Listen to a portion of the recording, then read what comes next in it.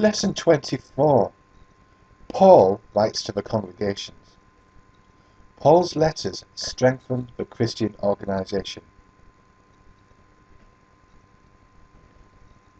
The newly established Christian congregation would have an important role in the fulfillment of Jehovah's purpose.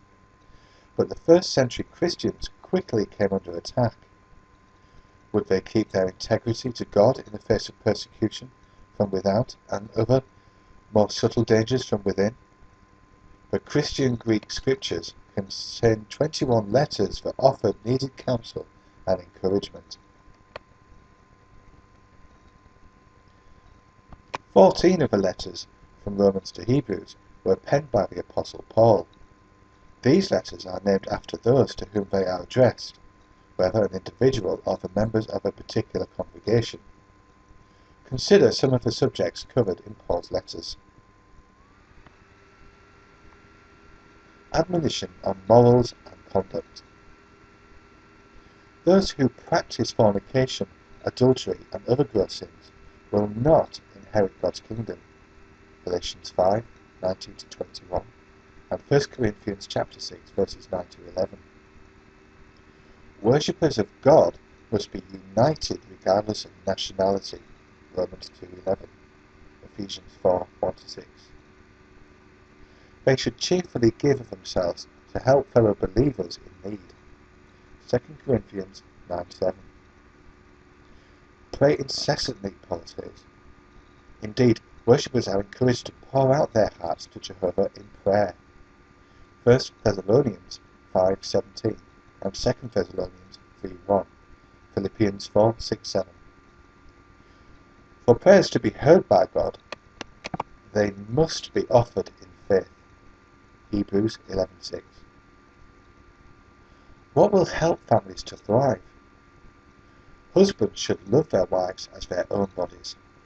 Wives should have deep respect for their husbands. Children should obey their parents, for this is pleasing to God. Parents need to guide and train their children lovingly, using godly principles. Ephesians 5:22, 6:4, and Colossians 3:18-21. Light shed on God's purpose. Many aspects of the Mosaic law served to safeguard and guide the Israelites until the arrival of Christ. Galatians 3:24. Christians, however, do not need to observe that law in order to worship God. In writing to the Hebrews, Christians of Jewish background, Paul shed much light on the meaning of the law and on how God's purpose is fulfilled in Christ.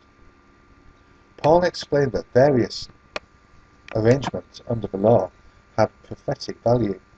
For example, the sacrificing of animals foreshadowed Jesus' sacrificial death, which would accomplish true forgiveness of sins. Hebrews 10:1-4. By means of the death of Christ, God concealed that law covenant, for it was no longer needed. Colossians 2:13-17, Hebrews 8:13.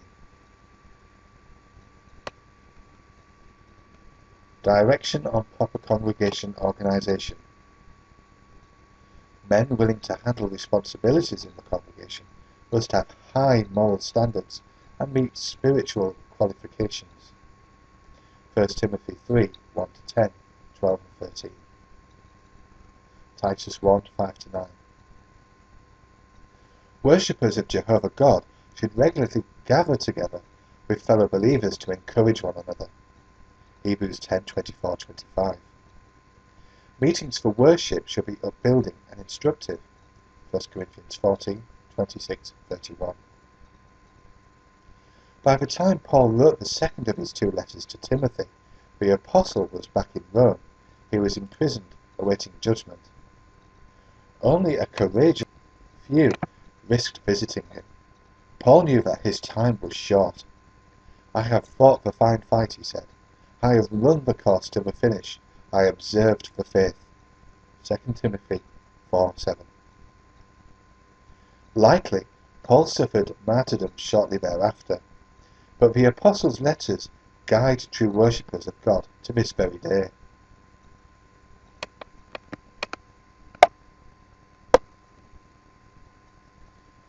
Who is the promised seed? After Adam and Eve sinned, God used symbolic language when he said to the serpent, I shall put enmity between you and the woman, and between your seed and her seed. He will bruise you in the head, and you will bruise him in the heel. Genesis 3:15. The scriptures identify the devil as the original serpent. Revelation 12:9. The identity of God's promised seed, or deliverer, was a secret that over the centuries was revealed progressively in the Bible.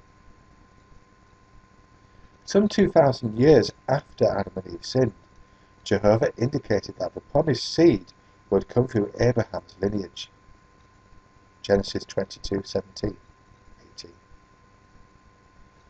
Centuries later, the Apostle Paul revealed that the primary part of the seed is the Messiah, Jesus Christ, Galatians 3:16.